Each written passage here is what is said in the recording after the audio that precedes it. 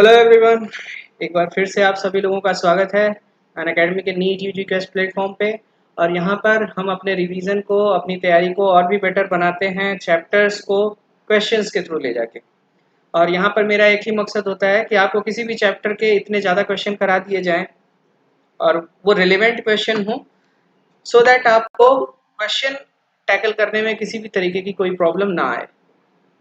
Okay, सो इस series में अभी तक हम लोगों ने काफ़ी चैप्टर्स कर लिए हैं और अभी जो चैप्टर चल रहा था वो चल रहा था स्टेट्स ऑफ मैटर। और स्टेट्स ऑफ मैटर का अभी ये जो शीट होगा, ये लास्ट शीट होगा। इस लास्ट शीट में हम लोग एम्स के पीवाईक्यूज डिस्कस करेंगे। और मैं आपको बता दूं, आप एम्स के पीवाईक्यूज सॉल्व करने जा रहे हैं, लेकिन अभी तक जितनी प्रैक्टिस हमने की है उस प्रैक्टिस के बेसिस पे आपको ये सीरीज एम्स की पीवाईक्यूज भी बहुत आसान लगने लगेंगे। ठीक है, so practice makes man perfect. तो कोई बहुत बड़ी चीज़ नहीं है। शुरू करेंगे हम आज का लेक्चर, ठीक है। और जो लोग अभी नए आए हुए हैं उनको बता दें कि ये सीरीज़ हमने यूट्यूब पे स्टार्ट की है। इसमें हमारा मकसद होता है कि आपके चैप्टर्स का रिवीजन करा दिया जाए क्वेश्चंस के थ्रू, और वो क्वेश्चंस आपको नीट और साथ ही साथ जो अदर कॉम्पिटेटिव एग्जाम्स होते हैं उनमें फ़ायदा करें। यहाँ हर चैप्टर में कुछ एक मॉडल शीट्स में कराता हूँ, उन मॉडल शीट्स के बाद पीवाईक्यूज कराता हूँ, नॉर्मल पीवाईक्यूज, नीट के पीवाईक्यूज कराता हूँ, और उसके बाद फिर मैं कराता हूँ एम्स के पीवाईक्यूज। सो अभी आज जो है स्टेट्स ऑफ मैटर का एम्स का पीवाईक्यू शुरू करने वाला हूँ। हाय अभिजीत, आइए आप इस सीरीज को ज्वाइन कीजिए और क्वेश्चंस को सॉल्व कैसे करते हैं देखते हैं। तो ये लेक्चर सीरीज शुरू करते हैं और सब लोग नीट क्रैक करेंगे, ठीक है। ये आज की सीरीज शुरू करने से पहले कुछ एक ज़रूरी बातें वो कर लेते हैं पहले हम, फिर इसके बाद शुरू करेंगे। कि मेरा नाम, जो लोग अभी नए नए आए हुए हैं उनको बता दूं, शुभम श्रीवास्तव है और मैंने पोस्ट ग्रेजुएशन कर रखी है केमिस्ट्री सब्जेक्ट में ही। तो आपको पता ही है, मास्टर हूँ मैं केमिस्ट्री का, ओके। और मैंने ऑल इंडिया रैंक 22 भी अचीव की थी CSIR नेट में, केमिकल साइंसेज सब्जेक्ट में ही। और पिछले 7 से ज़्यादा सालों से आप जैसे बच्चों को पढ़ा रहा हूँ, नीट और JEE एस्पिरेंट्स को। और अभी तक रिजल्ट्स काफ़ी अच्छे रहे हैं और आई होप ऑफलाइन प्लेटफॉर्म पे अगर अच्छा किया है मैंने, तो ऑनलाइन प्लेटफॉर्म पे भी अच्छा ही करूँगा। बस आप लोगों का साथ चाहिए, ठीक है। आप लोग रेगुलर मेरे सेशंस को अटेंड करते रहिए और जितना बताया जाता है उसको फॉलो कीजिए, तो ज़रूर होगा। और साथ ही साथ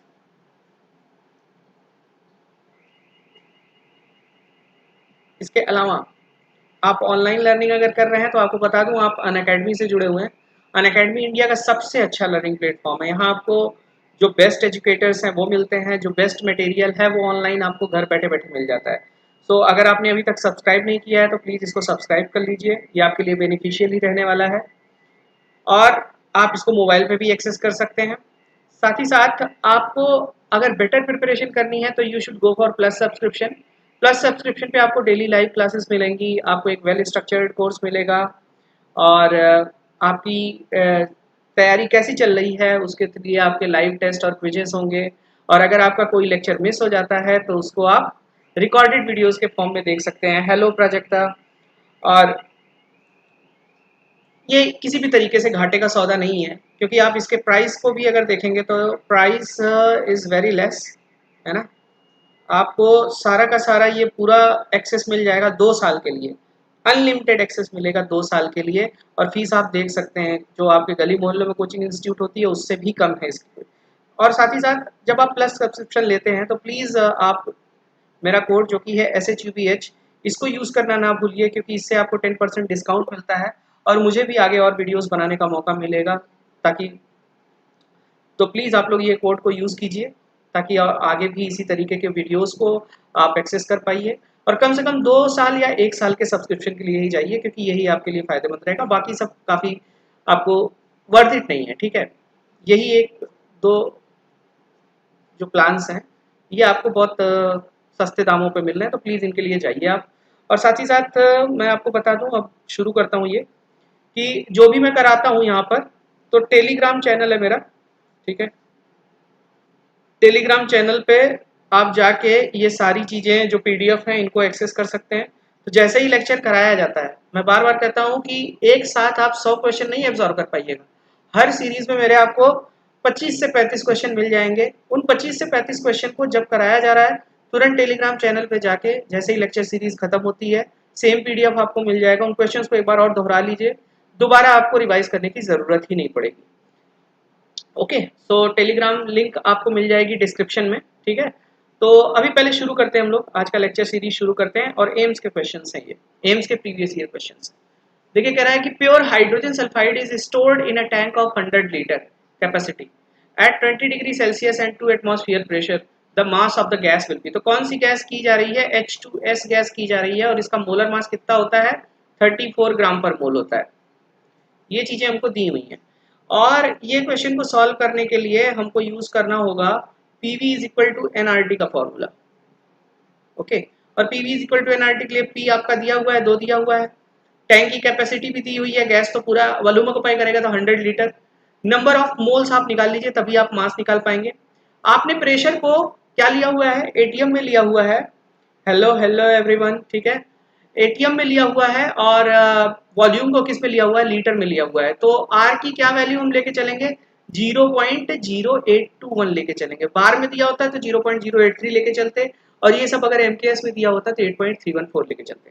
टेम्परेचर 20 डिग्री सेल्सियस दिया हुआ है। कैलकुलेशन के दौरान मैंने आप लोगों को बताया है कि इन सब कैलकुलेशन में आपको टेम्परेचर डिग्री सेल्सियस में नहीं यूज करना है, केल्विन में यूज करना है। सो 273 ऐड कर दीजिए, कितना हो जाएगा? 293 हो जाएगा। तो यहाँ से हमारे नंबर ऑफ मोल्स निकल आएंगे।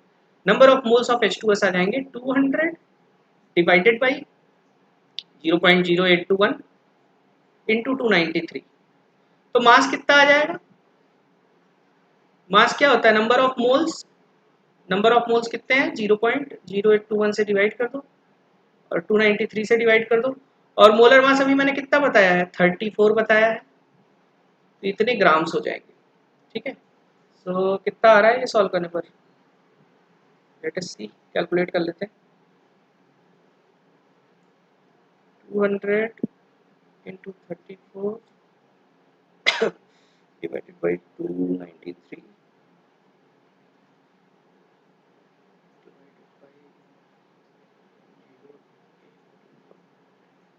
So it is coming out to be 282.68 ग्राम, ठीक है। ये जब हम सॉल्व करते हैं तो इतना आ रहा है। सो हमारा ऑप्शन मैच भी कर रहा है, हमारा ऑप्शन मैच कर रहा है कि ये क्या हो जाएगा?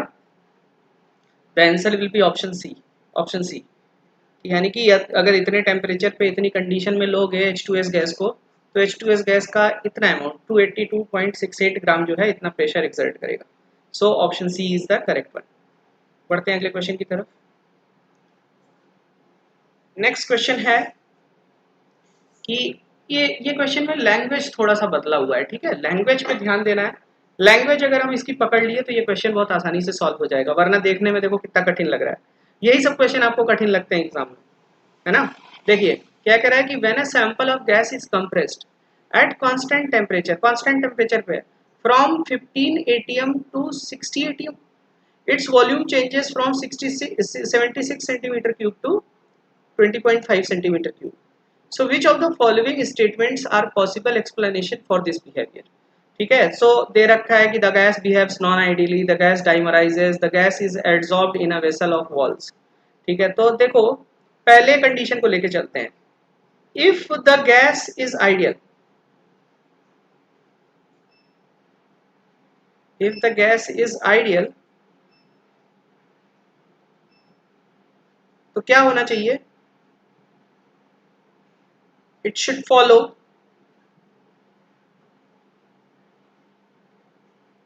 Boyle's law.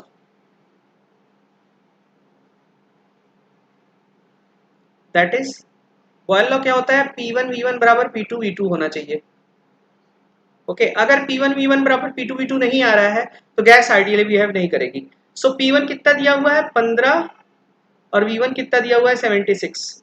सो ये है P1 V1 और P2 V2 कितना आ जाएगा? P2 V2 कितना आ जाएगा? 60 इंटू 20.5। सो हम देख रहे हैं कि ये दोनों वैल्यूज यहां पर in this case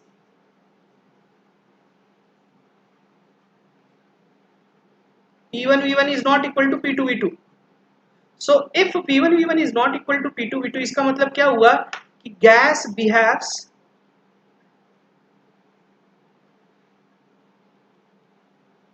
non ideally, ठीक है।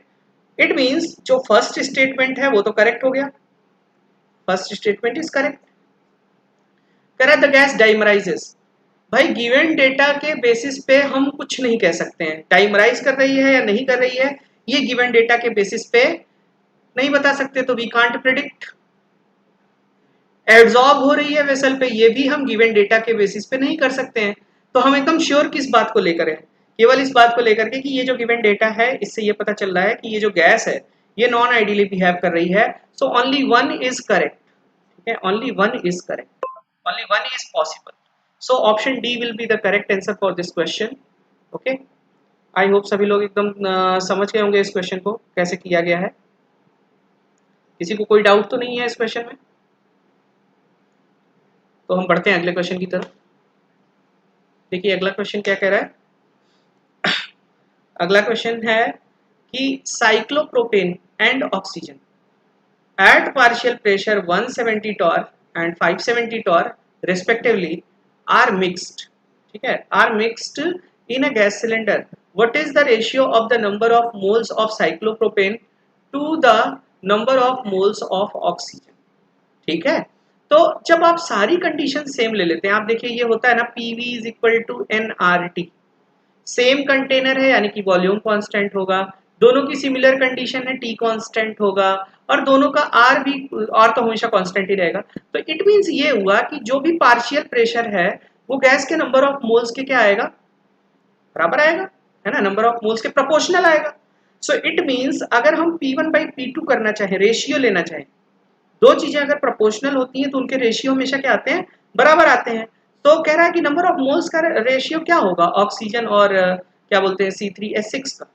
तो भाई इनका जो प्रेशर का रेशियो है वही हो जाएगा, और वो क्या है 170 डिवाइडेड बाई 570, सिंपल सी बात है। और ये कितना आ रहा है, इट इज कमिंग 17 34 अप्रोक्सीमेटली 0.3।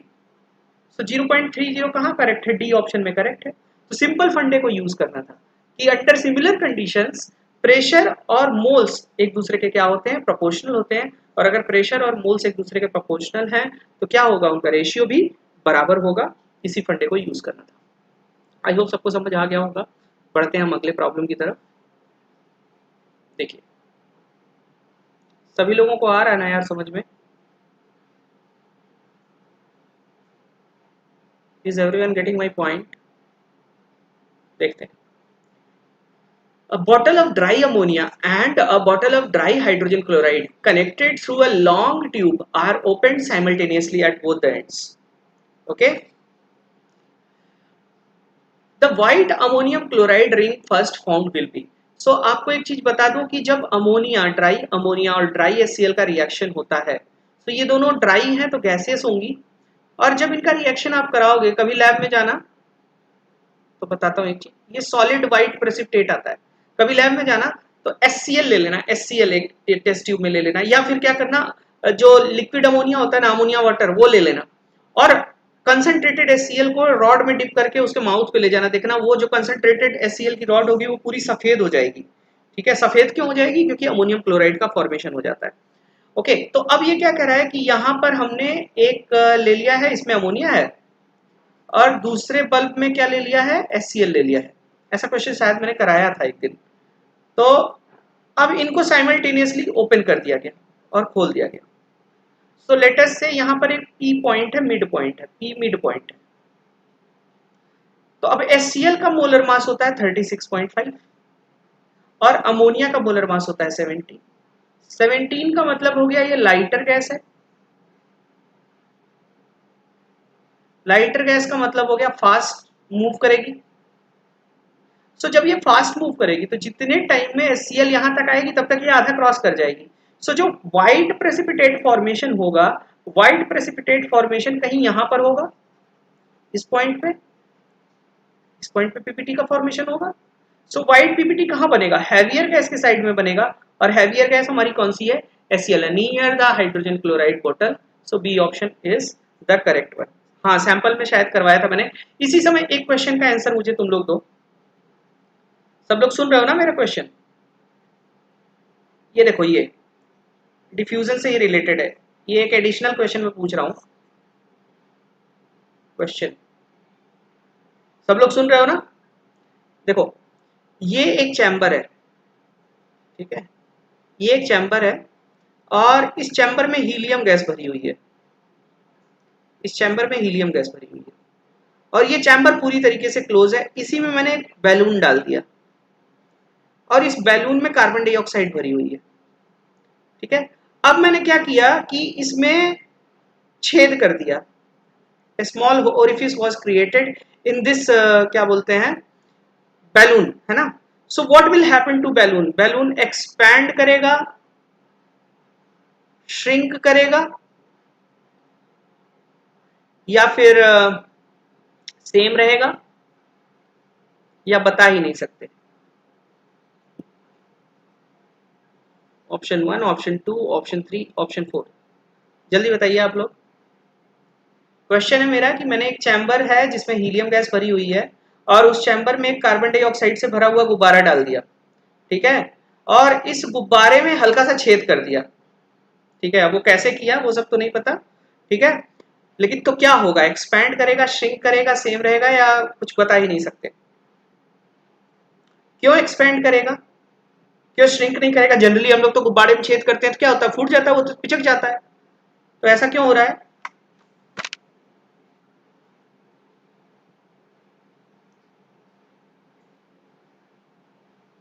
क्यों एक्सपेंड करेगा? एक सिंपल सा रीजन लिख के बताओ।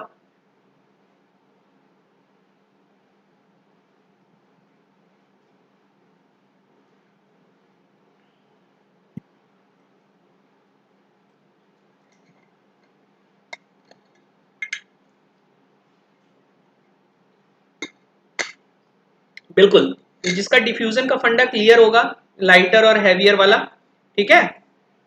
तो देखो, इस छेद में से कार्बन डाइऑक्साइड भी निकलेगी और हीलियम अंदर जाएगी, लेकिन कार्बन डाइऑक्साइड हैवी होने के चलते जितनी देर में कार्बन डाइऑक्साइड एक्स निकलेगी उतने में हीलियम एक्स से ज्यादा चला जाएगा।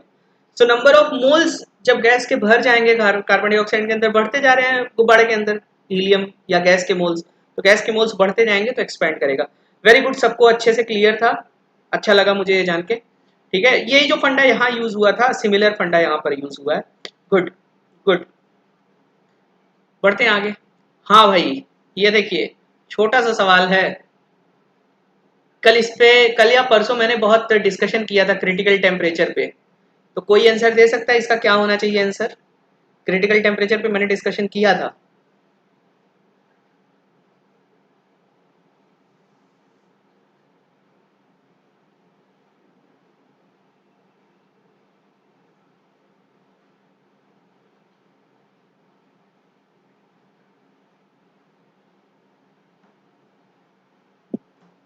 Sir what is laughing gas? N2O को लॉफिंग गैस बोलते हैं, ठीक है, जिसको नहीं पता है जान लो, N2O को लॉफिंग गैस बोलते हैं। अब क्यों हंस देते हैं इससे, ये भाई इसकी कैरेक्टरिस्टिक प्रॉपर्टी है, ठीक है। तो ये लॉफिंग गैस को ये बोलते हैं, N2O होती है लॉफिंग गैस,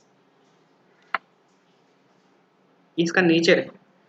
भाई कोई बताएगा क्रिटिकल टेम्परेचर वाला क्वेश्चन की मैं बस ऐसे ही बैठ के देखता रहूंगा तुम लोगों को?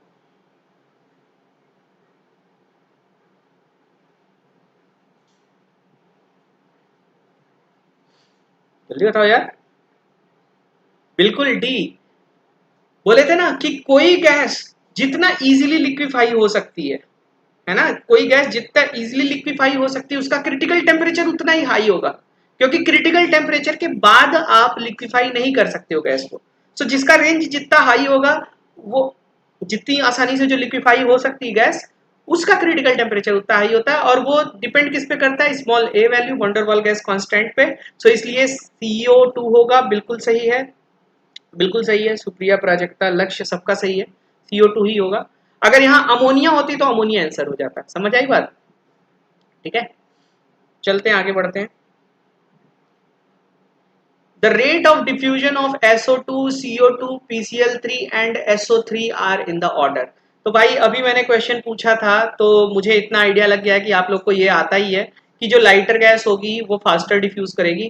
तो यहाँ सबसे जो फास्ट डिफ्यूजन होगा वो हो जाएगा हमारा किसका, वो हो जाएगा कार्बन डाइऑक्साइड का, क्योंकि यहाँ कार्बन डाइऑक्साइड लाइटेस्ट है, 44 होता है।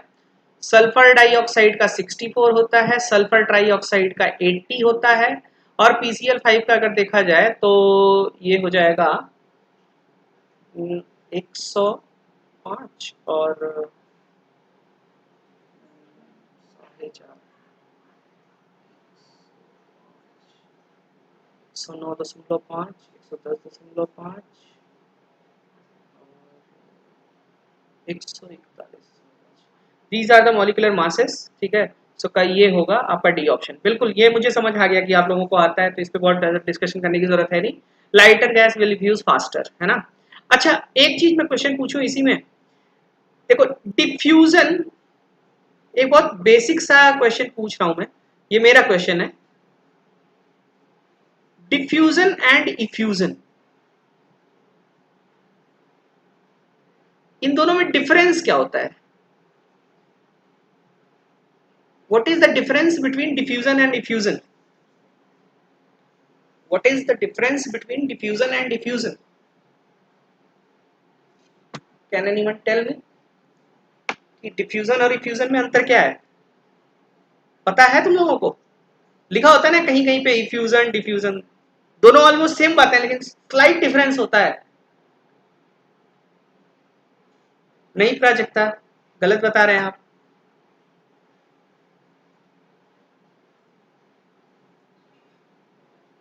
उल्टा बता रही है प्राजक्ता आप, ठीक है। जैसे मान लो एक कंपार्टमेंट है, एक कंपार्टमेंट में हमने बीच में कोई वो लगा दिया और यहाँ हल्का सा छेद कर दें, ठीक है। So through very small orifice, through very small orifice जो डिफ्यूजन होगा उसको हम क्या कहते हैं? इफ्यूजन कहते हैं। और अगर यही क्रॉस सेक्शनल एरिया होल का बढ़ा दो तो उसको हम क्या कहेंगे? डिफ्यूजन कहेंगे। ये स्लाइट डिफरेंस होता है, लेकिन आप लोगों के लेवल पे क्वेश्चन में क्या हम डिफ्यूजन या इफ्यूजन कुछ भी यूज कर लेते हैं, बट एक्चुअल मीनिंग ये होता है। इफ्यूजन का मतलब होता है कि हाँ थ्रू आउट द कंटेनर, मतलब होल के थ्रू ही सारा हो रहा है। अगर होल स्मॉल ओरिफिस है दैट इज इफ्यूजन, अगर होल का क्रॉस सेक्शनल एरिया बड़ा है तो उसको हम क्या बोलते हैं? डिफ्यूजन बोलते हैं। ठीक, आई होप ये कंसेप्ट क्लियर हो जाएगा। हाँ, effusion is movement of particles through small hole और diffusion is movement of particles through larger hole, है ना। देखो ऐसा क्वेश्चन भी हम कराए थे कि x ml of hydrogen gas effuse through a hole in a container in 5 seconds. The time taken for the effusion of the same volume of the gas is specified below under identical condition is. So इस तरीके के question में हमको क्या करना है? Options को check करके आंसर करना था, ऐसे डायरेक्टली सॉल्व नहीं कर लेना था, ठीक है। सो अब देखो ये क्या दिया हुआ था? हाइड्रोजन का रेट ऑफ डिफ्यूजन दिया हुआ है कि rate of diffusion of hydrogen क्या है? Rate of diffusion of hydrogen x/5 ml पर सेकेंड है। तो कह रहा है भाई बाकी और का एकदम सेम कैसे हो जाएगा, कितने टाइम में हो जाएगा? तो भाई जो rate of diffusion of helium आएगा वो rate of diffusion of hydrogen का √2 होगा, है ना। √2 होगा। तो इसमें हमको क्या करना है? हर एक ऑप्शन को रख के चेक करना है, हर एक ऑप्शन को रख के चेक करना है। देखते हैं किसमें कितना टाइम लगता है। ऑप्शन बी देखते हैं, rate of diffusion of hydrogen जो होता है वो rate of diffusion of oxygen का 4 टाइम्स होता है ना। सो 4 टाइम्स होता है तो क्या हो जाएगा ये? ओ सॉरी, 4RO2 होता है ना, ये √2 होता है। तो इसमें अगर हम वैल्यू रखते हैं तो आ जाता है 4 × x डिवाइडेड बाई 20, ठीक है। तो यानी कि ऑक्सीजन का जो 20 सेकंड में x ml डिफ्यूज होगा, तो ये वैल्यू पुट करने पे हमको ये वाला ऑप्शन सही मिल रहा है, बी ऑप्शन करेक्ट मिल रहा है। इसमें हर एक ऑप्शन को रख के चेक कर लेते हैं, ठीक है। और एक मोटा मोटा आइडिया लग ही जाता है कि 10 सेकंड √2 से कोई रिलेशन आ ही नहीं रहा है, इससे आ रहा है। तो ये इस तरीके के क्वेश्चन को कभी डायरेक्टली क्वेश्चन के थ्रू मत जाना, पहले इस तरीके के क्वेश्चन में हमेशा हम ऑप्शन को पुट करके देखते हैं कि कौन सा ऑप्शन करेक्ट आ रहा है। सो बी ऑप्शन करेक्ट आ रहा है, मैच कर रहा है, ठीक है, क्योंकि rate of diffusion 4 times of rate of diffusion of oxygen होता है। कैसे होता है? R1/R2 is equal to M2/√M2/M1 Graham's law of diffusion लगा के होता है। ओके, बढ़ते हैं अगले क्वेश्चन की तरफ। Amongst the following statements, the correct one is the gas cannot be compressed below the critical temperature. तो भैया above the critical temperature gas को नहीं डिफ्यूज किया जा सकता liquefy below the critical temperature, तो आप प्रेशर अप्लाई करके कर ही सकते हो। सो यानी कि ये स्टेटमेंट करेक्ट नहीं है। ओके, दूसरा कह रहा है कि below critical temperature thermal motion of the molecule is slow enough for the intermolecular forces to come into play leading to the condensation of gas. ये सही कह रहा है। क्रिटिकल टेम्परेचर से जब हम नीचे रहते हैं तब हम उसको कंडेंस कर पाते हैं। कंडेंस क्यों कर पाते हैं? क्योंकि इंटरमोलिकुलर फोर्स अपना काम कर सकता है। तो ये तो करेक्ट है। ये क्या कह रहा है? At critical temperature liquid and gaseous phase can be distinguish. No, at critical temperature liquid और गैसियस फेज क्या होते हैं? इक्विलिब्रियम में होते हैं। तो जब इक्विलिब्रियम में होगा तो आप इनको आइडेंटिफाई नहीं कर पाओगे, यानी कि ये गलत बोल रहा है। एन आइडियल गैस है कैरेक्टरिस्टिक क्रिटिकल टेम्परेचर। तो भैया क्रिटिकल टेम्परेचर किसका होता है? रियल गैसेस का होता है। रियल गैसेस का, या फिर उन गैसेस का जो लिक्विफेबल होती हैं। ठीक है, ideal gas can not be liquefied, so it do not have any kind of characteristic क्या चीज?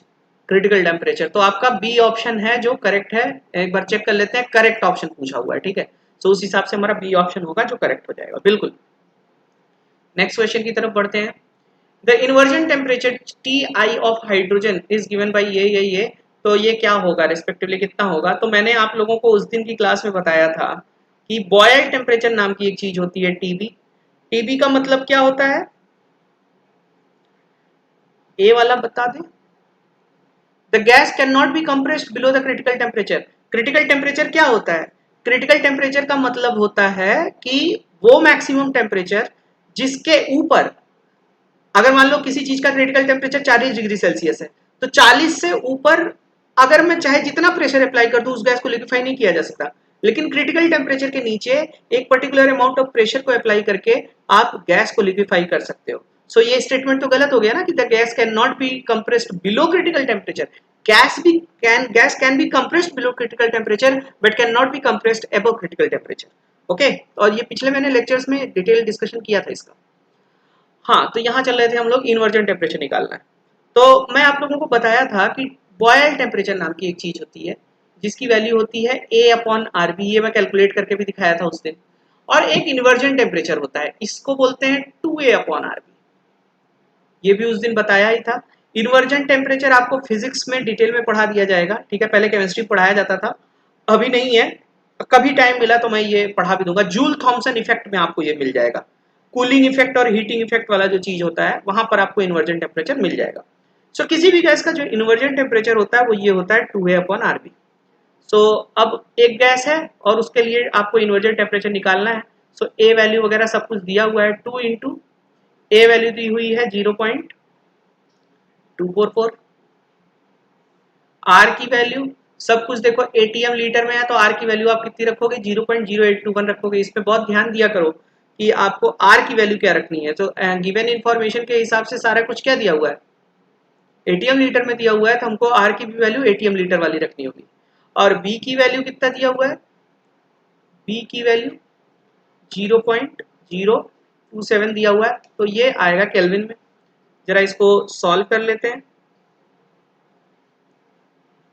2 into 0.244 divided by 0.0821 divided by 0.027. So it is coming out to be 220.14 Kelvin. Okay. So given data के basis पे हमारी ये जो भी gas दी हुई है, इस गैस का जो इन्वर्जन टेम्परेचर होगा वो 220 केल्विन ले लेंगे। ठीक है, और अगर यही पूछ रहा होता है भैया इस गैस का बॉयल टेम्परेचर क्या होगा, सो आपको बस इसको 2 से डिवाइड कर देना था। ये जो दिया हुआ है ये क्या है? 110 हो जाएगा। ये बॉयल्स टेम्परेचर है। ठीक है, फॉर द सेम गैस। और ये क्या आ गया? हमारा इन्वर्जन टेम्परेचर आ गया। बढ़ते हैं अगले प्रश्न की तरफ। ये वाला जल्दी बताइए आप लोग, ग्राफ वाले क्वेश्चंस को तो कर ही लेते हैं ना। ये वाला क्वेश्चन बताइए, 2008 में पूछा जा चुका है। जल्दी बताइए।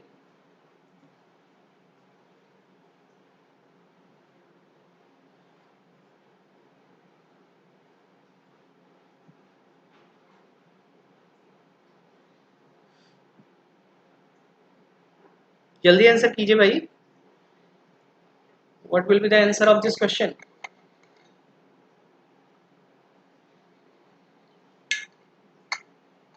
कोई ए बोल रहा है, कोई बी बोल रहा है। मैंने बताया था ना कि जब भी इस तरीके का क्वेश्चन आए तो आपको एक चीज क्या कर देनी होती है, कांस्टेंट कर देनी होती है। So let us do it on constant temperature. हमने कांस्टेंट टेम्परेचर कर दिया और उससे पूरे इस पे क्या करो, परपेंडिकुलर डाल लो। और कांस्टेंट टेम्परेचर पे कौन सा लॉ फॉलो करता है? At constant temperature P is inversely proportional to V होता है। अब यहां से देखो V की वैल्यूज आ जाएंगी हमारी, ठीक है। ये हो गया V1 और ये वैल्यू हो गई V2 है, ये वैल्यू हो गई V3 और ये वैल्यू हो गई V2। सो यहां से कंक्लूजन निकल के आया कि V2 सबसे ज्यादा है, V3 फिर है और सबसे कम कौन है? V1 है। देखा 1 2 3 के फेर में पड़ गए ना। तो यहाँ वॉल्यूम सबसे ज्यादा जिस केस में होगा वो प्रेशर सबसे कम होगा, और वॉल्यूम सबसे कम जिसका है उसका प्रेशर सबसे ज्यादा होगा। तो P1 सबसे ज्यादा हो जाएगा, फिर P3 होगा, फिर P2 होगा, P2 सबसे कम होगा। So A option is the correct one, ठीक है। A option will be the correct one. सभी लोग समझ आया गलती कहाँ कर रहे थे? याद रखना ये P1 P2 P3 नहीं दिया हुआ है, ये P1 P3 P2 दिया हुआ है। तो सब स्क्रिप्ट में फंस गए तुम लोग। ध्यान से देखना था क्वेश्चन। बढ़े अगले क्वेश्चन की तरफ। नेक्स्ट क्वेश्चन, सब लोग क्लियर हो ना यार? यस या नो तो लिख दो। इसका आंसर मुझे तुम लोगों से चाहिए, जल्दी बताओ जल्दी बताओ। अभी अभी डिस्कशन हुआ है, 2007 में आया हुआ क्वेश्चन है, अभी 2012 या 2010 में आए हुए क्वेश्चंस को डिस्कस किया हमने क्रिटिकल टेम्परेचर के। तो जल्दी बताओ कौन सा होगा, जल्दी बताओ जल्दी बताओ। इसका आंसर देख के बता देना चाहिए तुम लोगों को। इतनी प्रैक्टिस कराने के बाद अब इसको देख के बताना चाहिए यार। अब कोई सी बोल रहा है, कोई ए बोल रहा है, हम क्या माने बताओ? अभिषेक, सी नहीं होगा। हमने क्या बोला था? ग्रेटर द, फिर से बोल रहा हूं, greater the critical temperature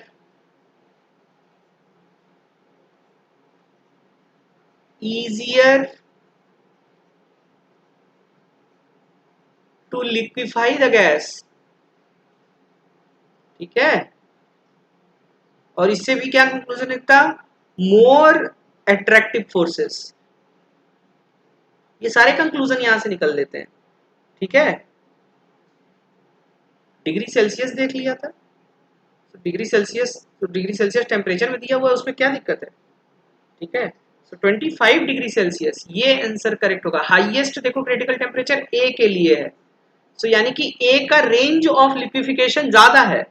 critical temperature ज्यादा होने का मतलब ये हुआ कि उसका रेंज ऑफ लिक्विफिकेशन ज्यादा है, तो आप ए को ज्यादा आसानी से लिक्विफाई कर पाओगे। यहाँ पे मोस्ट डिफिकल्ट होगा -80 वाले को करना। सी जो ऑप्शन बता रहे हो, it is most difficult to liquefy, ठीक है। And can not be liquefied, can't be liquefied at room temperature. -80 degree Celsius जाके तुमको करना पड़ेगा ये, ठीक है। अब सुफियान तुम अलग ही बता रहे हो, बी ऑप्शन बता रहे हो। अभी बताया ना मैंने 25 होगा, 25 डिग्री सेल्सियस होगा। जितना ज्यादा क्रिटिकल टेम्परेचर होगा उतना इजी होगा गैस को लिक्विफाई करना। तो आप लोग कहाँ दिमाग है भाई? इतना बताने के बाद ये सिंपल सा क्वेश्चन गलत करके चले आओगे।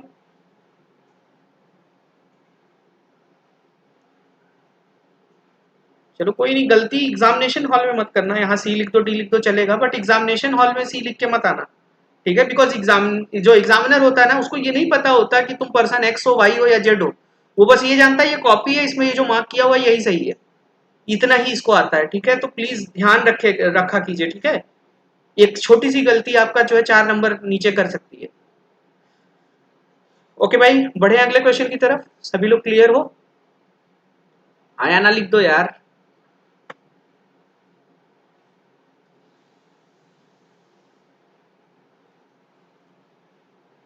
देखो कह रहा है कि P versus V, P versus V graph, the horizontal line is found इन विच, ठीक है। अब देखो ये जो क्वेश्चन पूछा गया है, ये पूछा गया है एंड्रयूज कर्व का क्वेश्चन है, ये एंड्रयूज कर्व। सबको एंड्रयूज कर्व नाम सुने हो, हाँ या ना जल्दी बताओ, एंड्रयूज कर्व सुने हो कि नहीं सुने हो, है ना। तो ये एनसीईआरटी मैंने पहले भी बोल दिया है कि फॉर केमिस्ट्री एनसीईआरटी गागर में सागर है, बस न्यूमेरिकल के लिए थोड़ा अलग सी प्रैक्टिस करनी पड़ती है, बाकी इंफॉर्मेशन और थ्योरी के लिए एनसीईआरटी गागर में सागर है, बस समझने वाला कोई चाहिए, है ना। एंड्रयूज कर्व में हम लोग क्या देखते हैं, एंड्रयूज कर्व में हम लोग यही देखते हैं ना कि कोई भी गैस है रियल गैस के लिए, ये किसके लिए होता है, फॉर रियल गैसेस, कि रियल गैसेस को आप क्या करो कि भैया प्रेशर बढ़ाओगे, ये वॉल्यूम है, अभी गैस है, फिर ऐसे ऐसे करते हो, फिर ये क्या हो जाती है, लिक्विफाई हो जाती है, फिर ये रेंज थोड़ी कम होती जाती है, रेंज और कम होती जाती है, थोड़ा गंदा बना रहा हूं मैं, रेंज और कम होती जाती है, और एक टाइम पे ऐसा आता है, तो ये डॉट डॉट डॉट डॉट इस तरीके से बनता है, और यहाँ पर जो होता है इसको क्रिटिकल टेम्परेचर बोलते हैं। सो एट क्रिटिकल टेम्परेचर आपकी जो लिक्विड और गैसियस स्टेट होती हैं, दोनों एक दूसरे के साथ किस में होती हैं, इक्विलिब्रियम में होती हैं, ठीक है। सो जो हॉरिजेंटल लाइन यहाँ आ रही है, कभी भी हॉरिजेंटल लाइन अगर आ रही है यहाँ पर, ठीक है, आप ये एंड्रयूज कर्व को जाके देखिएगा एनसीईआरटी में, तो वहां क्रिटिकल टेम्परेचर के टाइम पे हॉरिजेंटल लाइन आई होती है, तो वो हाइड्रोजन ये क्या बोलते हैं इसको, हॉरिजेंटल लाइन का मतलब क्या हुआ कि there is equilibrium between gas and liquid state. So इस हिसाब से अपना ऑप्शन यहाँ पे सी करेक्ट होना चाहिए, ध्यान रखिएगा, ठीक है। सुपर क्रिटिकल टेम्परेचर नाम की कोई चीज होती नहीं है ना, तो वो खाली आपको धोखा देने के लिए बनाया हुआ है, सी ऑप्शन करेक्ट हो जाएगा। और मैं ईमानदारी से बता रहा हूं, यहाँ मैक्सिमम लोग सुपर क्रिटिकल टेम्परेचर मार करके आएंगे, मैक्सिमम लोग, मोर देन 90% एस्पिरेंट्स, ठीक है। तो ध्यान से पढ़ के जाइए किताब को। नेक्स्ट क्वेश्चन देखते हैं, dominance of strong repulsive forces among the molecules of the gas. ये जो मैं कल सीरीज में कराया हूं, कल वाली सीरीज आपने अगर देखी होगी तो ये बहुत क्लियर हो गया होगा, एक बार मैं फिर से कर दे रहा हूं। Compressibility factor Z is equal to अगर 1 होता है तो इसका मतलब होता है नो डेविएशन फ्रॉम आइडियलिटी, और नो डेविएशन का मतलब होता है नो इंटरमॉलिक्यूलर फोर्सेस।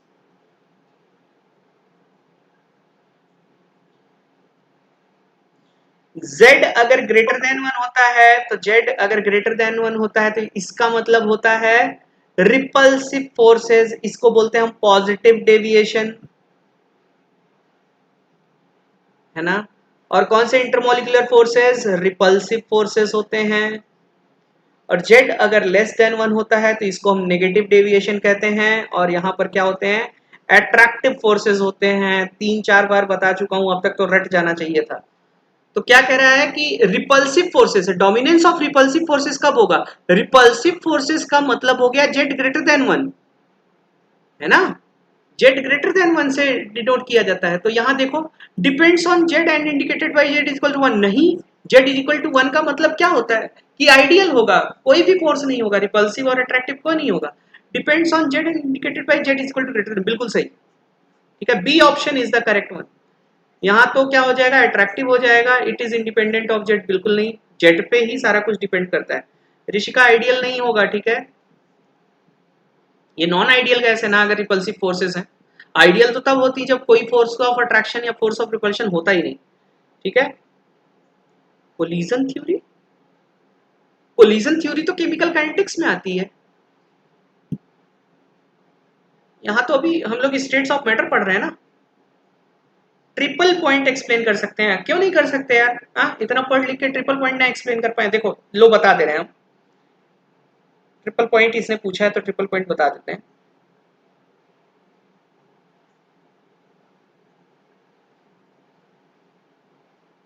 देखो मैं समझा देता हूं, ठीक है, समझ आ जाए तो बता देना, है ना।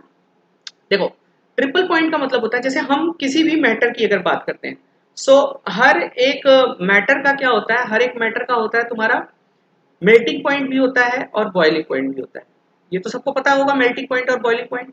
मेल्टिंग पॉइंट पे क्या होता है, सॉलिड और लिक्विड इक्विलिब्रियम में होते हैं, और बॉइलिंग पॉइंट पे क्या होता है, लिक्विड और गैस तुम्हारे इक्विलिब्रियम में होते हैं। तो मेल्टिंग पॉइंट और बॉइलिंग पॉइंट पे दो क्लासिकल स्टेट्स ही हैं जो एक दूसरे के साथ तुम्हारे इसमें क्या बोलते हैं इक्विलिब्रियम में। ट्रिपल पॉइंट पे क्या होता है, अगर सॉलिड किसी भी मटेरियल का वो सेट ऑफ टेम्परेचर प्रेशर जिसपे सॉलिड लिक्विड और गैस तीनों के तीनों इक्विलिब्रियम में हो, उसको हम ट्रिपल पॉइंट कहते हैं। समझ आया? ट्रिपल पॉइंट का मतलब हुआ कि जिसपे किसी भी मैटर की तीनों स्टेट्स क्या हो, इक्विलिब्रियम में हो, उसको हम क्या कहते हैं, ट्रिपल पॉइंट कहते हैं। और वाटर का ट्रिपल पॉइंट होता है 273.15 केल्विन एंड 1 एटमॉस्फेयर प्रेशर। तो कभी भी तुम बर्फ ले लो, बर्फ जैसे फ्रिज में से बर्फ निकालो, प्योर वाटर अगर है तो वो पिघल रहा है, देखो ठीक है, तो वो जब पिघल रहा है 273 केल्विन पे है, आसपास का एटमॉस्फेरिक प्रेशर 1 एटीएम है, तो उस समय उसकी सॉलिड लिक्विड और वेपर तीनों फेजेस इक्विलिब्रियम में होती हैं। उस इंस्टेंट को हम लोग क्या कहते हैं, ठीक है, उसको हम लोग कहते हैं triple point. I hope triple point समझ आ गया होगा। ऋषि का हाँ थोड़ा कंफ्यूजन है उसमें सर, मुझे आता है कि वो काइनेटिक्स, मुझे उसमें डाउट है। सो अगर डाउट है आपको काइनेटिक्स में, तो जब हम काइनेटिक्स का चैप्टर डिस्कस करेंगे सो उस समय उसको कर लेंगे, ठीक है। रिलेवेंट टॉपिक्स को ही चलने दीजिए ना, नहीं तो फिर हॉच पॉच हो जाएगा, मजा नहीं आएगा ना। हम समझा देंगे जब अभी काइनेटिक्स का आप लोगों को प्रैक्टिस कराएंगे तब समझा देंगे। Okay, so triple point I hope clear हो जाएगा सबको।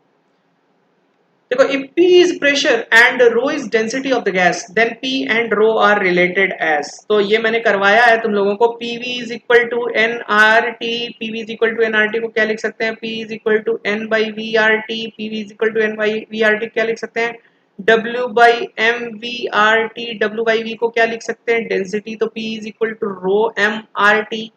तो यहाँ से क्या आ गया, सारी चीजें कांस्टेंट, तो P is proportional to rho, ठीक है। सो P आपका जो प्रेशर होगा वो डेंसिटी के क्या होगा, प्रोपोर्शनल होगा। इस हिसाब से अपना ऑप्शन ए करेक्ट हो गया, इसमें कोई गलती किसी को नहीं होनी चाहिए। बढ़ते हैं अगले क्वेश्चन की तरफ। अब ये जो एम्स के एजर्शन और रीजन वाले क्वेश्चन है उनको भी लगे हाथ हम लोग डिस्कस कर लेते हैं, है ना। अब ये पूरे कंसेप्ट पे बेस्ड होंगे, तो ये एजर्शन रीजन वाले जो क्वेश्चन होते हैं वो वही लोग कर पाते हैं जिनका कंसेप्ट बढ़िया क्लियर होता है। तो आप देखते हैं कितना तुम लोग एकदम मेहनत में पानी फेर दे रहे हो यार, इजी क्वेश्चन नहीं कर पा रहे हो, दिमाग खराब कर दिया मेरा। देखो, gases do not liquefy above their critical temperature even on applying the high pressure। Assertion सही है। अभी कुछ देर पहले मैंने किसी क्वेश्चन में बताया था क्रिटिकल टेम्परेचर का यूज, तो ये एजर्शन एकदम सही है, एजर्शन इज करेक्ट, ठीक है। वाई करेक्ट, क्रिटिकल टेम्परेचर के ऊपर हम लिक्विफाई नहीं कर सकते हैं, क्रिटिकल टेम्परेचर के ऊपर कोई भी गैस कभी भी लिक्विफाई नहीं की जा सकती है, ठीक है। क्यों नहीं लिक्विफाई की जा सकती है, क्योंकि above critical temperature the molecular speed is high and intermolecular attraction cannot hold the molecules together because they escape because of high speed। सो बिल्कुल करेक्ट दिया हुआ और करेक्ट एक्सप्लेनेशन दिया हुआ है कि क्यों क्रिटिकल टेम्परेचर के ऊपर ये नहीं किया जा सकता। तो इसका हम क्या मान करके आएंगे, 1, assertion and reason both are correct and correct explanation, ठीक है। तो ये अपना ए करेक्ट हो जाएगा, 1 होगा इसका आंसर। आई होप सबको समझ आया होगा। Correct, compressibility factor Z for non ideals can be greater than 1, तो सही कह रहा है भाई, नॉन आइडियल गैस के लिए ग्रेटर देन 1 भी हो सकता है, लेस देन 1 भी हो सकता है। अभी हमने पढ़ा पॉजिटिव डेविएशन और negative deviation. So for non ideal gas compressibility factor can be greater than 1। Non-ideal gases always exert higher pressure than expected। सही है या गलत है, जल्दी बताओ मुझे, इसका आंसर चाहिए। 2015 वाले का क्या होना चाहिए, 1 होना चाहिए, 2 होना चाहिए, 3 या 4। Non-ideal gases always exert higher pressure than expected। सी। रीजन गलत क्यों है प्राजक्ता, जरा जल्दी बताइए। आप ए बोल रहे हो, सी बोल रहे हो, क्या डी भी बोल दो, बी भी बोल दो, सी क्यों होगा, Y C.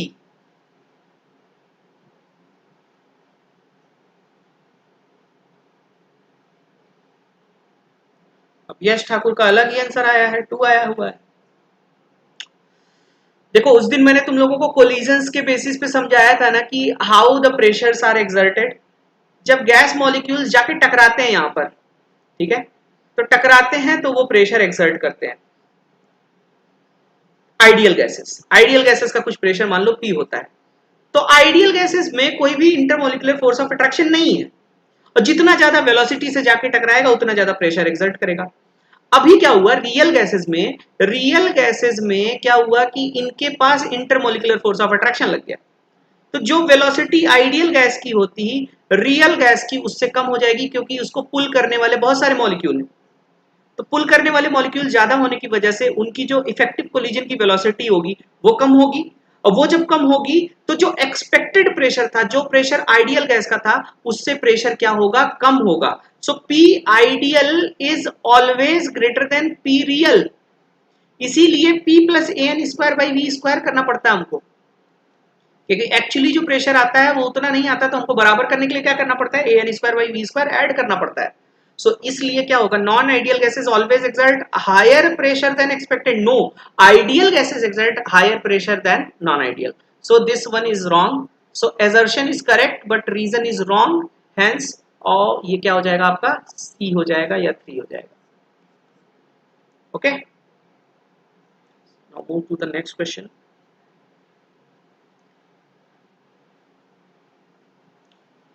Greater the value of van der Waals constant A, greater is the liquefaction of gas। बिल्कुल सही बात कह रहा है। क्यों सही कह रहा है, क्योंकि A जितना ज्यादा होगा, A intermolecular force of attraction term होता है, और इंटरमोलिकुलर फोर्स ऑफ अट्रैक्शन जितना ज्यादा होगा उतनी आसानी से आप गैस को क्या कर सकते हो, लिक्विफाई कर सकते हो। तो ये बिल्कुल सही कह रहा है। A indirectly measures the magnitude of attractive forces between the molecules, तो ये करेक्ट एक्सप्लेनेशन भी है, ए भी करेक्ट है, रीजन भी करेक्ट है, और करेक्टली एक्सप्लेन कर रहा है। तो 1 होना चाहिए इसका आंसर, 1 होना चाहिए। नहीं ऋषि का बी नहीं होगा, क्योंकि ए जो है मेजर क्या कर रहा है, अट्रैक्टिव फोर्सेस को मेजर करना है ना, और अट्रैक्टिव फोर्सेस जितने ज्यादा होंगे आप गैस को उतनी आसानी से लिक्विफाई कर सकते हो। इट मींस वो सही बात कह रहा है, करेक्ट एक्सप्लेन किया है। ठीक है, बढ़ते हैं अगले क्वेश्चन की तरफ। क्या है, the molecules of the dissolved gas present in the liquid gain kinetic energy as temperature is raised। तो अब मान लो मैं एक बीकर ले लेता हूं, इसमें वाटर है, इस वाटर में डिसॉल्व्ड गैस ऑक्सीजन भी है, मान लो ऑक्सीजन ऑक्सीजन ऑक्सीजन है। तो एक्सप्लेनेशन सही है ऋषि का, ठीक है, एक्सप्लेनेशन उसका सही था। तो the molecules of dissolved gas present in liquid gain kinetic energy, तो भैया टेम्परेचर बढ़ाओगे सबका टेम्परेचर बढ़ेगा, और टेम्परेचर जब सबका बढ़ेगा तो जब लिक्विड पार्टिकल्स की काइनेटिक एनर्जी बढ़ रही है तो ऑब्वियसली जो गैस पार्टिकल्स हैं उनकी भी काइनेटिक एनर्जी बढ़ेगी ही बढ़ेगी, मतलब एजर्शन सही कह रहा है। तो gases tend to be more soluble in liquids as temperature is raised. अब देखो जब टेम्परेचर बढ़ाओगे तो टेम्परेचर बढ़ाओगे तो ये बाहर निकलना चाहेगा, जो गैस मॉलिक्यूल है वो कहाँ जाना चाहेगा, बाहर जाना चाहेगा, और जब गैस मॉलिक्यूल बाहर जाना चाहेगा तो सॉल्युबिलिटी क्या हो रही है, कम हो रही है ना। सॉल्युबिलिटी का मतलब क्या होता है, number of gas particles, gas की सॉल्युबिलिटी इन लिक्विड का मतलब हुआ number of gas particles in a given liquid. तो आप टेम्परेचर बढ़ा रहे हो, इसकी काइनेटिक एनर्जी बढ़े, काइनेटिक एनर्जी बढ़ने की वजह से ये बाहर जाना चाह रहा है, तो सॉल्युबिलिटी क्या होगी, घटेगी। तो यानी कि ये रीजन क्या कर रहा है, गलत कर रहा है। तो एजर्शन करेक्ट है लेकिन रीजन क्या है, रॉन्ग है। सो ये क्या हो जाएगा आपका, सी करेक्ट हो जाएगा, थर्ड करेक्ट हो जाएगा। फरीद अब आ रहे हो तुम, अभी तक कहां थे।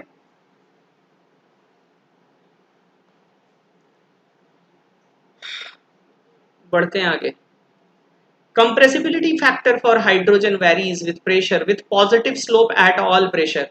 ये मैंने कई बार बता लिया इस चैप्टर में अभी तक कि जितनी भी रियल गैसेस होती हैं सब पहले डिप शो करती हैं फिर ये आती हैं, पहले निगेटिव फिर ये, सब रियल गैसेस का ही आता है। बस खाली हाइड्रोजन और हीलियम का हमेशा क्या आता है, पॉजिटिव स्लोप आता है। तो इट मींस एजर्शन करेक्ट है, ठीक है। और even at low pressure repulsive forces dominate, तो ये पॉजिटिव स्लोप आने का मतलब क्या हुआ कि hydrogen is always showing positive deviation from ideality. So what is the reason कि hydrogen is always showing positive deviation from ideality, the reason is कि even at low pressure repulsive forces are dominant in hydrogen. बिल्कुल सही बात ये कहा है। तो आपका एजर्शन भी करेक्ट है, रीजन भी करेक्ट है, और करेक्ट एक्सप्लेनेशन भी है। सो करेक्ट एक्सप्लेनेशन है तो A1 जो भी लिखना चाहो वो लिख सकते हो, ठीक है, डिपेंडिंग ऑन द क्वेश्चन। ए होगा इसका। लो प्रेशर और रिपल्सिव फोर्सेस क्यों डोमिनेट होते हैं? क्योंकि हाइड्रोजन का साइज वेरी स्मॉल होता है, ठीक है, तो लो प्रेशर पे भी उन पर रिपल्सिव फोर्सेस काम करना शुरू कर देते हैं। बढ़ते हैं अगले क्वेश्चन की तरफ। All molecules in a guys have same speed, gas contains molecules of different size and shape. जरा बताइए भाई, इसका क्या होगा आंसर? 2001 में पूछा जा चुका क्वेश्चन है, जल्दी बताइए क्या होना चाहिए। 1 2 3 4 क्या होगा? देखते हैं कितना आता है, तुम लोग कितना पढ़े हो।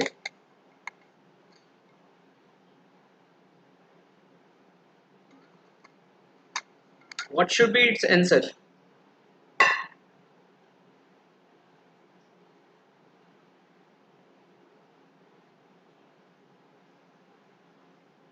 हाँ ना, कुछ तो बोलो भाई, A B C D yes no, कुछ भी नहीं आता, आता है ना? डी, प्राजक्ता बोल रही है डी।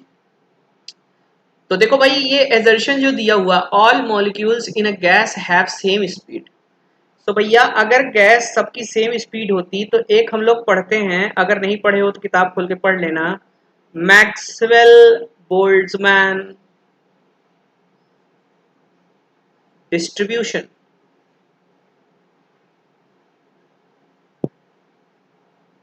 Of molecular velocities. ठीक है, बिल्कुल एजर्शन रॉन्ग है। अगर सबका स्पीड सेम होता तो ये बेल शेप्ड कर्व क्यों आता है, इन्वर्टेड बेल शेप्ड कर्व क्यों आता है? ये फ्रैक्शन ऑफ मॉलिक्यूल है और ये वेलोसिटी है, तो यानी कि हर मॉलिक्यूल की स्पीड अलग अलग है, तभी ना हमको एक क्या बोलते हैं उसकी जरूरत पड़ती है ना, तो इसका मतलब एजर्शन रॉन्ग है, assertion is wrong. Gas contains molecules of different size and shape, नहीं, लेकिन गैस, किसी भी गैस में अगर हाइड्रोजन गैस है, मॉलिक्यूलर स्पीड्स अलग होंगी, लेकिन हर एक हाइड्रोजन मॉलिक्यूल अलग अलग थोड़ी ना होगा, हाइड्रोजन मॉलिक्यूल तो सेम साइज और सेम शेप का होगा। तो ये भी क्या किया हुआ है, गलत दिया हुआ है, तो एजर्शन भी रॉन्ग है, रीजन भी रॉन्ग है, तो इस केस में क्या हो जाता है, 4 हो जाता है। Okay, use of pressure cooker reduces cooking time, बिल्कुल, at higher pressure cooking occurs faster, तो सही कह रहा है, दोनों चीजें सही कह रहा है। प्रेशर कुकर करता क्या है भाई, प्रेशर बढ़ा देता है ना। नॉर्मली अगर मान लो तुम एक भगोने में चावल पका रहे हो, तो भगोने में चावल पका रहे हो तो सिस्टम के ऊपर प्रेशर कौन सा लग रहा है, एटमॉस्फेरिक प्रेशर लग रहा है, जो कि हमेशा वही रहेगा, तो उसी हिसाब से वो बॉयल होगा, उसी हिसाब से उसको हीट कम मिलेगी, हीट कम मिलेगी तो उसको पकने में टाइम लगेगा। लेकिन हम अगर हम कुकर ले लेते हैं, तो कुकर में क्या होता है, जो भी वहां पर बनता रहता है वेपर, वो वेपर वहां पे प्रेशर इंक्रीज करता रहता है, तो कुकर के अंदर जब भी प्रेशर होता है तो एटमॉस्फेरिक प्रेशर से ज्यादा ही प्रेशर होता है, और जब एटमॉस्फेरिक प्रेशर से ज्यादा प्रेशर होता है तो अंदर जो लिक्विड है, उस लिक्विड का बॉइलिंग पॉइंट बढ़ जाता है, और लिक्विड का जब बॉइलिंग पॉइंट बढ़ जाता है तो हीट उसको और ज्यादा मिलती है, हीट ज्यादा मिलती है, इसलिए जो भी खाना उसमें पक रहा होता है वो इजी पक जाता है, तो ये रीजन, तो हायर प्रेशर पे कुकिंग फास्टर हो जाती है, सही कह रहा है। और यूज ऑफ प्रेशर कुकर, तो दोनों चीजें सही हैं, assertion is correct, reason is also correct, so point correct explanation as well, तो ए हो जाएगा इसका। ओके, सभी को समझ आ गया होगा मेरे ख्याल से ए कैसे हुआ। नेक्स्ट क्वेश्चन की तरफ बढ़ते हैं। Wet air is heavier than dry air, the density of dry air is more than density of water. बताना भैया क्या होगा, जल्दी बताओ इसका क्या होगा। Wet air is heavier than dry air, हाँ, wet air is heavier than dry air, what should be the correct option? C. अच्छा एक चीज मैं बता दूं, एजर्शन ये 99 में क्वेश्चन पूछा गया है, तो उस समय होता था एजर्शन रीजन दोनों करेक्ट है और करेक्ट एक्सप्लेनेशन है तो 1 लिखा जाता था या ए लिखा जाता था, एजर्शन रीजन दोनों करेक्ट है लेकिन करेक्ट एक्सप्लेनेशन नहीं है तो बी लिखा जाता था, एजर्शन करेक्ट है रीजन रॉन्ग है तो सी लिखा जाता था, एजर्शन और रीजन अगर दोनों गलत हैं तो डी लिखा जाता था, एजर्शन रॉन्ग है, रीजन गलत, रीजन सही है तो ई लिखा जाता था। तो ये 99 में पूछा गया तो उस समय A B C D E 5 option होते थे, तब तो अब बहुत सारा हिंट दे दिया मैंने, ठीक है।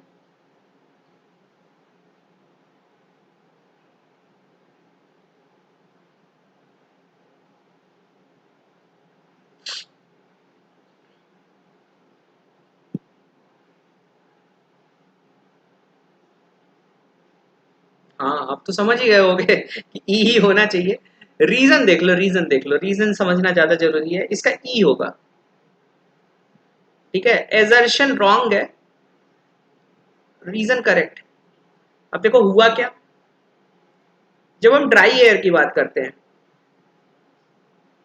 ड्राई एयर में ऑक्सीजन हो जाती है, नाइट्रोजन हो जाती है, कार्बन डाइऑक्साइड हो जाती है ना, ये सारी गैसेस हैं, हैवियर गैसेस हैं।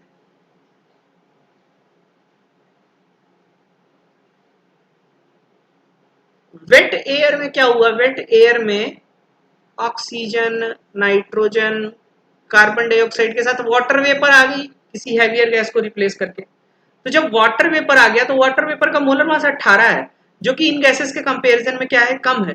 तो वाटर वेपर्स का inclusion in dry air is decreasing the density, ठीक है।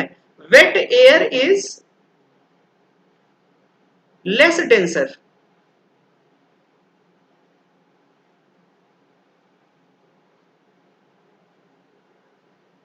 सो ड्राई एयर की डेंसिटी हाई है। अगर ड्राई एयर की डेंसिटी हाई है, सो ड्राई डेंसिटी क्या होगा, ड्राई एयर क्या होगी, हैवियर होगी ना। सो वेट एयर हैवियर नहीं होती है, ड्राई एयर हैवियर होती है। तो ये रॉन्ग दिया हुआ है, ठीक है। ये बहुत मतलब एक को ऐसा क्वेश्चन है जो आपको फिसला सकता है। तुम लोगों को खुद ही लगेगा यार वेट एयर भारी होनी चाहिए सर, क्या बोल रहे हैं। ड्राई एयर तो एकदम ड्राई एयर है, इधर उधर जा रही है, वो हल्की होनी चाहिए, लेकिन ऐसा होता नहीं है। वेट एयर में क्या, वाटर वेपर्स हैं, वाटर वेपर्स हैं, तो जिसके चलते उसकी डेंसिटी कम हो जाएगी, डेंसिटी कम हो जाएगी तो वो लाइटर होती है as compare to the dry air, ठीक है। ये था इसका आंसर, आई होप सबको समझ आ गया होगा। ओके सो आज हम लोगों ने कर लिया ये, आज का हमारा ये खत्म हो गया। तो स्टेट्स ऑफ मैटर को हम फिनिश मारते हैं, states of matter finished.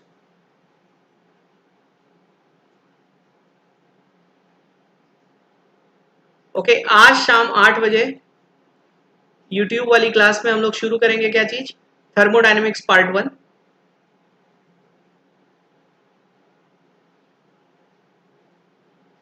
Okay 8 बजे हम लोग थर्मोडायनेमिक्स पार्ट 1 स्टार्ट करेंगे, और कल थर्मोडायनेमिक्स पार्ट 2 होगा 3 बजे। और उसके साथ साथ कल स्पेशल क्लास में मैं पीएच शुरू करने वाला हूँ, पीएच पार्ट 1, ठीक है। टाइमिंग मैं शेयर कर दूंगा, ठीक है, टाइमिंग मैं आप लोगों को शेयर कर दूंगा। पीएच कल मैं स्पेशल क्लास में शुरू करने वाला हूँ। ओके सो प्लीज आप लोगों से निवेदन है कि ज्यादा से ज्यादा ये वीडियोस अगर आपको अच्छे लगे तो इनको शेयर कीजिए, ठीक है। टेलीग्राम लिंक में आपको इसका पीडीएफ अभी मिल जाएगा, तो जाके आप लोग डिस्क्रिप्शन से टेलीग्राम की लिंक से ये पीडीएफ ले सकते हैं।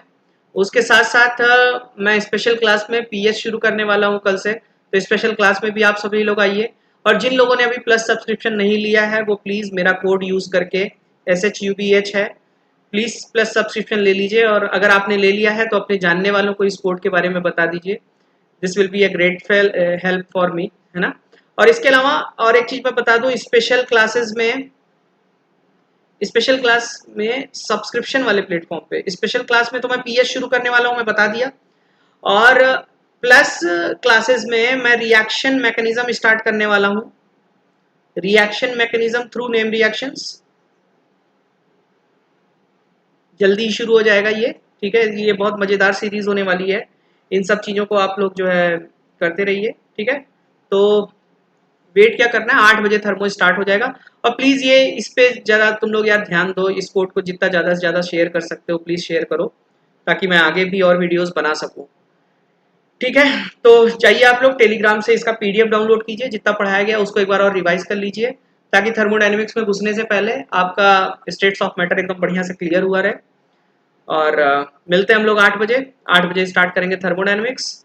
और कल स्पेशल क्लास में स्टार्ट करेंगे हम लोग क्या चीज़, पीएच कैलकुलेशन स्टार्ट करेंगे। तो इक्विलिब्रियम में जिन लोगों को बहुत ज़्यादा डाउट हो रहा था, तो वहाँ पीएच वाली क्लास को वो अटेंड करके काफ़ी हद तक समझ सकते हैं, ठीक है। न्यूमेरिकल्स पहले तो मैं पीएच पढ़ाऊंगा, फिर इसके बाद मैं न्यूमेरिकल से स्टार्ट करूंगा। ओके तो उम्मीद करता हूँ आप लोग ज़्यादा से ज़्यादा मात्रा में मेरी क्लासेस में आइए, थोड़ा इस वीडियोस को अगर आपको अच्छा लगा शेयर कीजिए। और हाँ एक चीज़ और, डिस्क्रिप्शन बॉक्स में आपको एक फीडबैक फॉर्म दिया हुआ है, आपको ये क्लास कैसी लगी है वो चीज़ 2 मिनट निकाल के ज़रूर वहाँ पर बताइए, ठीक है। मुझे अच्छा लगेगा। आप लोग प्लीज़ जिसके वो जो फीडबैक फॉर्म है उसको ज़रूर भरिए, ठीक है, तो लास्ट वाला क्या ऋषिका, क्या नहीं समझ आया? ये वेट एयर वाला, ये देखो भाई, ड्राई एयर तुम्हारे आसपास क्या क्या है? अगर ड्राई एयर मान लो बहुत गर्मी रहती है, तो ड्राई एयर में क्या क्या रहता है? ड्राई एयर में तुम्हारा ऑक्सीजन है, कार्बन डाइऑक्साइड है, कार्बन मोनोऑक्साइड है, नाइट्रोजन है, यही सारी गैसेस तो हैं मैक्सिमम अमाउंट में। सो इन सारी गैसेस का जब तुम मोलर मास देखोगी तो वो वाटर वेपर के कंपैरिजन में तो ज्यादा होता है। अब जब वेट एयर हो जाती है, तो वेट एयर में तुम्हारे आसपास जो ड्राई एयर्स के मॉलिक्यूल्स थे, उनको रिप्लेस करके वाटर मॉलिक्यूल्स आ जाते हैं ना बहुत सारे। सो वाटर मॉलिक्यूल्स ने हैवियर पार्टिकल्स को रिप्लेस किया, हैवियर पार्टिकल्स को रिप्लेस करके वाटर मॉलिक्यूल्स आए, तो वो वेट एयर बनी। सो वेट एयर में अगर वाटर मॉलिक्यूल्स हैं, ड्राई एयर में वाटर मॉलिक्यूल से हैवियर मॉलिक्यूल्स अगर थे, सो बताओ डेंसिटी किसकी ज्यादा हो जाएगी? वेट एयर की या ड्राई एयर की? ऑब्वियसली ड्राई एयर में हैवियर मॉलिक्यूल है, तो ड्राई एयर की डेंसिटी ज्यादा होगी। अब जो ड्राई एयर की डेंसिटी ज्यादा है, तो ड्राई एयर क्या होगी? हैवी होगी। ठीक है, तो ये वहां से होगा। कपिल सर जी, थ्योरी समझनी हो तो क्लास कहाँ से मिलेगी? देखो कपिल, कुछ थ्योरीज, जैसे ये जो चैनल है, ये क्वेस्ट वाला, यहाँ हम केवल और केवल क्वेश्चन डिस्कशन करने के लिए हैं। ठीक है, थ्योरी अगर आपको समझनी है तो थ्योरी समझने के लिए स्पेशल क्लासेस में मैं कुछ थ्योरी समझाता हूँ। जैसे कल मैं स्पेशल क्लास लूंगा, तो पहले आप लोगों को पीएच की पूरी थ्योरी समझाऊंगा। ठीक है, पीएच की पूरी थ्योरी समझाऊंगा और उसमें कुछ एक क्वेश्चंस कराऊंगा। स्पेशल क्लासेस में देखो लिमिटेड क्लासेस लेनी होती है, तो वहां जितना थ्योरी मैं कवर कर सकता हूँ वो कवर करूंगा। साथ ही साथ अगर आपको पूरा थ्योरी मुझी से समझना है, तो आप प्लस वाले प्लेटफॉर्म पे आ जाइएगा। वहां अभी मैं ऑर्गेनिक शुरू करने वाला हूँ, और किसी अगर टॉपिक में तुम लोग को डाउट है तो मुझे बता दो, किन थ्योरीज में ज्यादा डाउट है, तो उसकी मैं एक आध स्पेशल क्लास ले लूंगा, तो फायदा हो जाएगा सभी लोगों को। ठीक है, तो मुझे कमेंट सेक्शन में करके बता देना। ओके, और इस वाले प्लेटफॉर्म पे तो केवल हम क्वेश्चन डिस्कशन करेंगे, और ज्यादा से ज्यादा मैं कोशिश यही करता हूँ कि क्वेश्चन के थ्रू आपकी जो भी थ्योरी पॉलिश्ड नहीं है वो मैं करवा दूं। ठीक है, तो कोशिश तो यहाँ रहती है कि ज्यादा से ज्यादा थ्योरी आपको क्वेश्चन के थ्रू करवा दूं। बशर्ते अगर थ्योरी कोई समझनी है तो वो मुझे लिख के बता देना, स्पेशल क्लास पे भी होगी और प्लस सब्सक्रिप्शन पे भी होगी। ओके, आई होप समझ गए होगे। ठीक है, सो मिलते हैं 8 बजे। 8 बजे थर्मोडायनेमिक्स की क्लास है, और कल हम लोग मिलेंगे, थर्मोडायनेमिक्स भी पढ़ेंगे और पीएच भी पढ़ेंगे स्पेशल क्लास में। सो उम्मीद करता हूँ ज़्यादा से ज़्यादा लोग आएंगे, और इन वीडियोस को आप लोग जितना हो सकता है शेयर कीजिए, ताकि मैं आगे भी वीडियोस बना सकूँ। बाय बाय, मिलते हैं शाम को।